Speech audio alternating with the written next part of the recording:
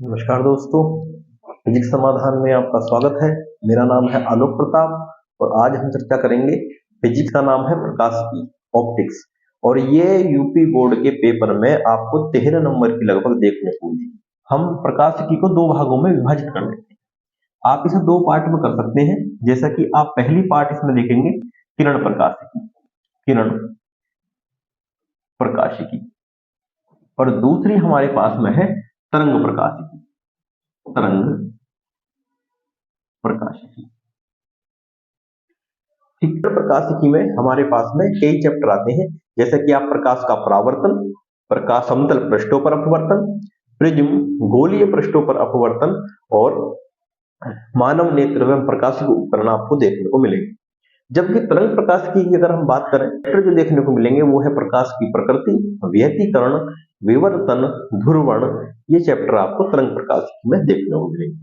तो अगर हम संभावना लगाएं तो लगभग 7 नंबर की आपको 7 नंबर की आपको देखने को ये मिल जाएगी, और लगभग 5 नंबर की आपको 5-6 नंबर की आपको देखने को तरंग प्रकाशिकी यूपी बोर्ड के पेपर में आपको देखने को मिलेगी। तो हम चर्चा करते हैं इसके महत्वपूर्ण प्रश्न पर। तो हम पहले डिस्कस कर लेते हैं किरण प्रकाशिकी को, ये कौन कौन से हैं। तो अगर हम अति लघु प्रश्नों की बात करें तो इसमें आपको पहला क्वेश्चन देखने को मिलेगा, कोई भी हमारे पास में अवतल है या उत्तल दर्पण है, उसके लिए फोकस दूरी उसकी वक्रता त्रिज्या में क्या संबंध होता है। फोकस दूरी जो होती है वो वक्रता त्रिज्या की आधी होती है। इस पर आपको न्यूमेरिकल भी देखने को मिल सकता है कि हमारे पास में जैसे कि फोकस दूरी का आपको वक्रता त्रिज्या का मान दे देगा। मान लो हमारे पास में वक्रता त्रिज्या 20 है, तो आपसे पूछ सकता है कि फोकस दूरी कितनी होगी, 10 सेंटीमीटर उसकी फोकस दूरी होगी। ठीक, इसके अलावा हमारे प्रकाश का परावर्तन किसे कहते हैं। अगर हम यहां से प्रकाश का परावर्तन क्या होता है इस पर पूछ सकते। ठीक, इसी तरीके से पूछ सकता है क्रांतिक कोण किसे कहते हैं। इंपोर्टेंट सवाल है। क्रांतिक कोण, पूर्ण आंतरिक परावर्तन,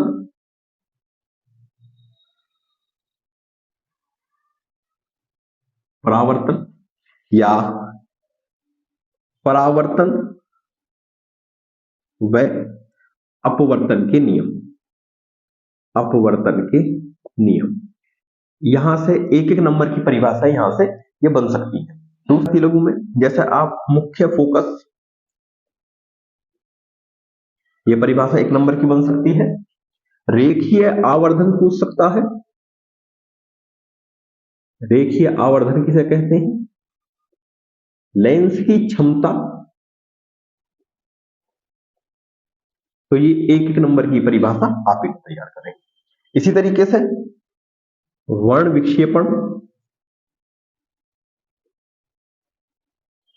क्षमता पूछ सकता है। ठीक,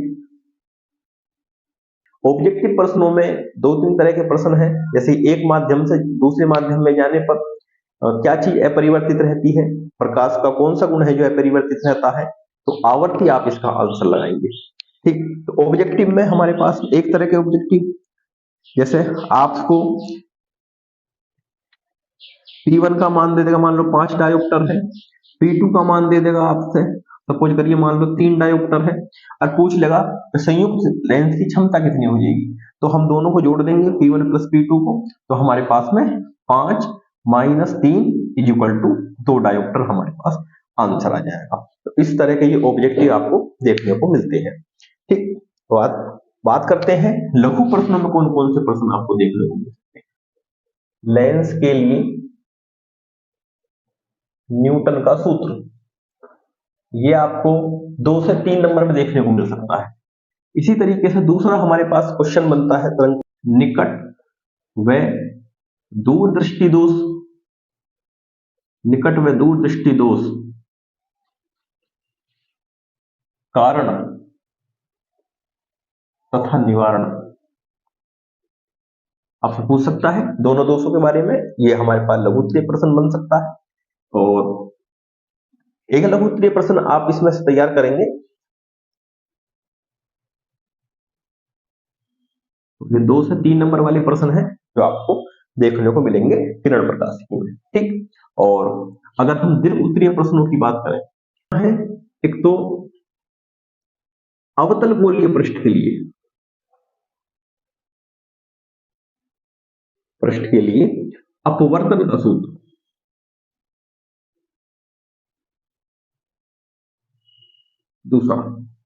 दूसरा कई बार पूछा जा चुका है, लगातार पूछा जा रहा है, पतले लेंस के लिए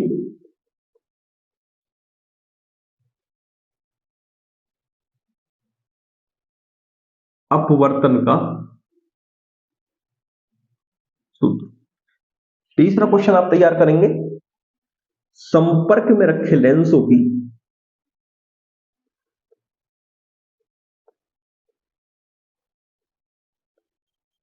संयुक्त फोकस दूरी।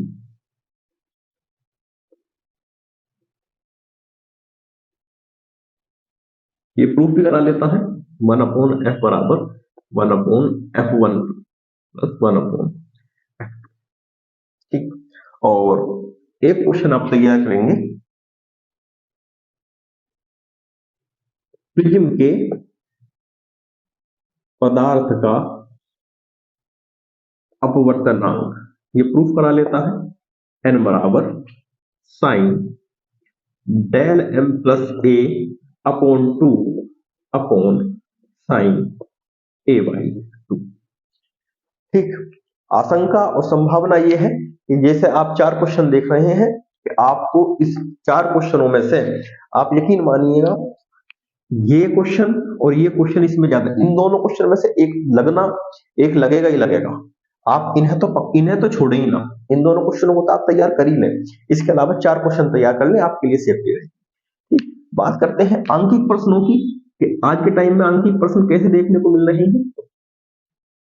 आंकिक प्रश्न, ठीक, देखेंगे जो 1 नंबर वाले अति लघु प्रश्नों में ये पूछा जाता है, आप इसे भी यहां भी लिख सकते हैं कि क्रांतिक कोण में और अपवर्तनांक में क्या संबंध है।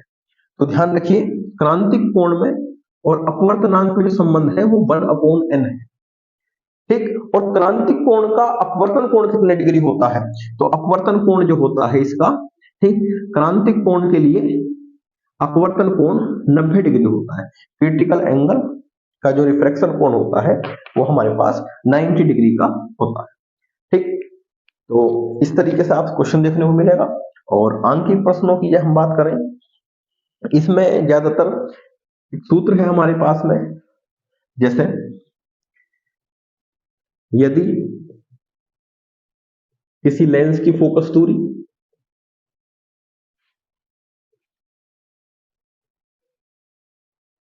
दूरी 20 सेंटीमीटर है, 20 सेंटीमीटर है, ठीक, और ये पूछता है कि एक लेंस की फोकस दूरी 20 सेंटीमीटर है जिसका अपवर्तनांक जो है 1.5 है। यदि इस लेंस को 1.6 अपवर्तनांक के द्रव में डुबा दें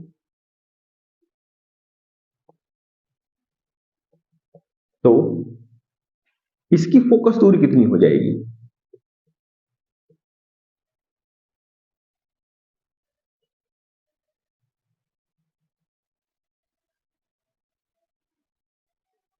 ठीक, इसी तरीके से आजकल जो ज्यादा क्वेश्चंस मिल रहे हैं आपको, इस पर देखने को ज्यादा क्वेश्चन अब जो बोर्ड में आ रहे हैं वो लेंस को द्रव में डुबाने पर उसकी फोकस दूरी पूछ रहा है।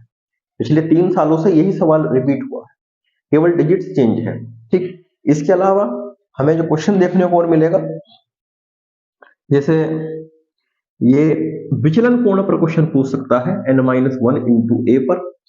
ठीक, या इसी चैप्टर में से वर्ण विक्षेपण क्षमता पर हमारे पास न्यूमेरिकल पूछ सकता है, जैसे del r minus del v upon del y। ठीक, तो इस तरीके से हमारे पास ये क्वेश्चन पूछ लेता है। ठीक, चर्चा करते हैं जो हमारे पास में दृष्टि दोष है। एक क्वेश्चन दृष्टि दोष का भी आप तैयार कर लें। आवर्धन क्षमता के जो व्यंजक हैं, एक क्वेश्चन उनका भी तैयार कर ही लें। ठीक, तो इन क्वेश्चनों को आप ज्यादातर तैयार करें। ठीक, इस तरह के क्वेश्चन ज्यादातर बोर्ड में देखने को मिल रहे हैं। मैं आपको बिल्कुल इंपोर्टेंट बता रहा हूं, इससे फालतू आपको, मतलब यूं तो नहीं कहता मैं सारा इससे फालतू मिलेगा ही नहीं, लेकिन इस तरह के ही क्वेश्चन आजकल बोर्ड पूछ रहा है, आप इन्हें तैयार करें। ठीक, एक बार स्क्रीनशॉट ले लें, फिर अगली अगली इसका पार्ट 2 शुरू करते हैं, तरंग प्रकाश की। प्रकाश का कौन सा गुण है जो अपरिवर्तित रहता है? तो हम इसमें लिख देंगे कि वो आवर्ती है जो अपरिवर्तित रहती है। ठीक, जो एक नंबर का न्यूमेरिकल दे सकता है वो n बराबर यानी अपवर्तनांक का जो सूत्र होता है C/V या लैम्डा अपॉन लैम्डा डैश। ठीक, या lambda upon lambda dash. Lambda जो है वो वायु या निर्वात में प्रकाश की तरंगदैर्ध्य है, और लैम्डा डैश जो है किसी माध्यम में प्रकाश की तरंगदैर्ध्य है। तो आप इसे इस तरह हल कर लेंगे, कहते हैं पढ़कर देख लेना, कम आता है वैसे प्रकाशीय पथ। और दो तरंगे हैं, तरंगों की के आयाम का जो अनुपात है, अनुपात 4:3 है, तब उनकी अधिकतम तथा निम्नतम तीव्रताओं का अनुपात क्या होगा?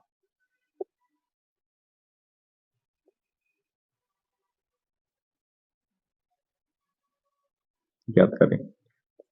तो ये ऑब्जेक्टिव पूछ लेता है इस तरह के आयामों का जो अनुपात होता है, इसे हम जो सोल्व करेंगे I maximum upon I minimum जो हम निकालेंगे वो निकालेंगे दोनों आयामों को जोड़ करके अपॉन दोनों आयामों को घटा करके इसका हम स्क्वायर कर देंगे, तो हमारे पास में तीव्रता का अधिकतम तथा निम्नतम अनुपात आपको प्राप्त हो जाएगा। ठीक, और इसमें किस तरह क्वेश्चंस बन सकते हैं, जैसे आपसे व्यतिकरण की परिभाषा पूछ सकता है कि व्यतिकरण किसे कहते हैं, और ज्यादातर सवाल जो देखने को मिल रहा है कला संबंध स्रोत किसे कहते हैं, कला संबंध स्रोत क्या है तथा व्यतिकरण की शर्तें लिखें। व्यतिकरण की शर्तें। ठीक, तो इस तरीके से आपसे ये क्वेश्चन पूछ सकता है। ठीक, बात आते हैं विवर्तन में से और क्या पूछ सकता है, तो विवर्तन की आप परिभाषा आप तैयार कर लेंगे। विवर्तन किसे कहते हैं? ठीक, और एक नंबर में सवाल जो बनते हैं वो है क्वेश्चन नंबर 5, इसमें देख लेंगे कंपन तल तथा ध्रुवण तल। ठीक, इनके बारे में कंपन तल ध्रुवण तल दोनों एक दूसरे के लंबवत होते हैं। अगर ये पूछ लेता है कितने डिग्री का कोण है दोनों के बीच, तो 90 डिग्री का कोण इनके बीच पाया जाता है। ठीक, अगर हम प्रकाश की जो प्रकृति है, प्रकाश की प्रकृति जो अनुप्रस्थ प्रकृति है, उसकी व्याख्या जो की जाती है वो केवल ध्रुवण द्वारा की जाती है। तो ध्यान रहे, व्यतिकरण और विवर्तन ये तो सिद्ध करते हैं प्रकाश तरंग है, लेकिन प्रकाश अनुप्रस्थ तरंग है ये केवल ध्रुवण सिद्ध करता है। तो इसमें आप ध्रुवण लगाएंगे। ठीक, इस यार करेंगे, एक करेंगे हाइगेन का द्वितीय तरंगिकाओं का सिद्धांत। यह है तरंगाग्र किसे कहते हैं?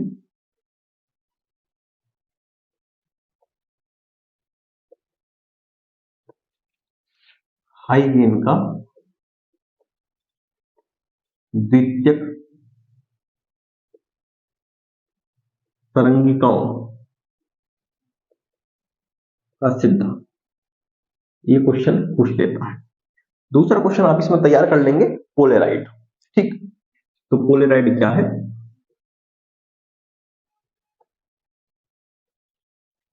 इसका सचित्र वर्णन करें। ये लघु उत्तरीय प्रश्न के लिए द्विवर्णता पूछ सकता है, द्वि अपवर्तन व द्विवर्णता इसे कहते हैं। तो इस तरह के क्वेश्चन आपसे ये लघु उत्तरीय में पूछ सकता है। लॉन्ग क्वेश्चंस की अगर हम बात करें, जो हमारे पास दीर्घ प्रश्न है, दीर्घ प्रश्न आप चारों चैप्टर में से कौन से दीर्घ प्रश्न तैयार करेंगे? बहुत कम काम दिया गया है आपको, चारों चैप्टर्स में से आप जो दीर्घ उत्तरीय प्रश्न तैयार करेंगे हाइगेन के तरंग सिद्धांत से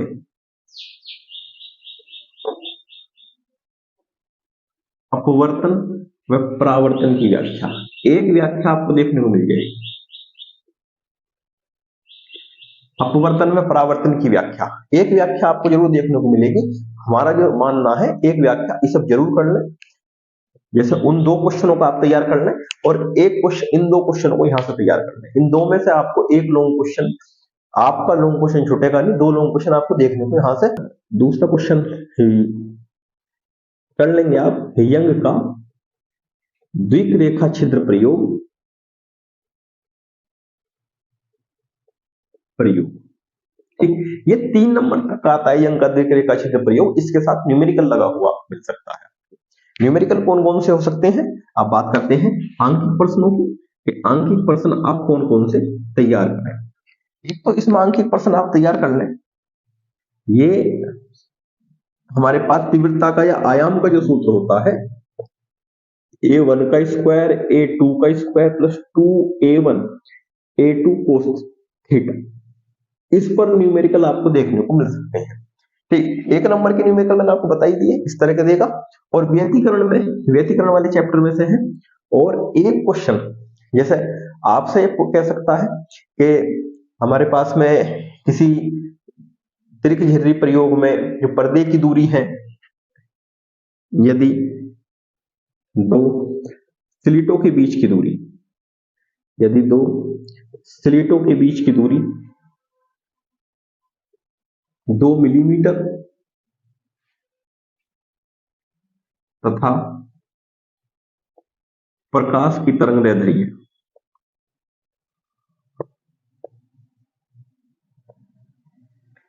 4000 एंगस्ट्रॉम हो, तो तथा प्रतिरूप 2 मीटर दूर रखे पर्दे पर प्राप्त होता है। 2 मीटर दूर रखे पर्दे पर प्राप्त होता है। तो ये आपसे पूछ सकता है केंद्रीय फ्रिंज से दूसरी दीप्त फ्रिंज की दूरी, केंद्रीय फ्रिंज से तीसरी दीप्त फ्रिंज की दूरी। ठीक, तो इस तरह से, या केंद्रीय फ्रिंज की चौड़ाई आपसे पूछ सकता है। तो आप सूत्र का यूज करेंगे W बराबर d lambda upon small d। अगर चौथी दीप्त फ्रिंज की दूरी पूछेगा तो 4 से गुना कर देंगे। पांचवी दीप्त फ्रिंज की दूरी पूछेगा तो W में 5 से गुना कर देंगे। तो इस तरह आप कंप्लीट करेंगे। अदीप्त फ्रिंज की दूरी पूछेगा -½ करके निकाल लेंगे। ठीक, तो इस तरह का एक सवाल आपको देखने को मिल सकता है। ठीक, एक क्वेश्चन हमारे पास में व्यतिकरण में से कर लेते हैं। व्यतिकरण में से आपको किस तरह के क्वेश्चन देखने को मिलेंगे। तो व्यतिकरण में से आपसे पूछ सकता है, जैसे यदि किसी छिद्र की चौड़ाई 2 × 10⁻⁻5 मीटर है तथा प्रकाश की तरंगदैर्ध्य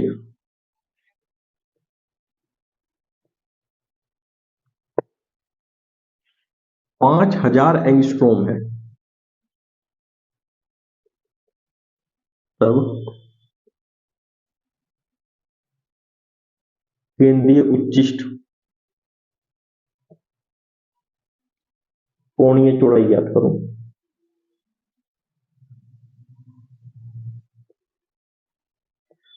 ठीक, इस तरह के क्वेश्चन आपसे ये, तो केंद्रीय उच्चिष्ट की कोणीय चौड़ाई आप ज्ञात करें। ठीक, मैं से आपको इस वाले सूत्र पर अगर क्वेश्चन देखने को मिलता है तो इस वाले सूत्र से आप क्वेश्चन को हल कर सकते हैं। तो ये आपको मैंने 4 टाइप के क्वेश्चंस बताए हैं। इनके 2-2 सवाल आप करके देख लें।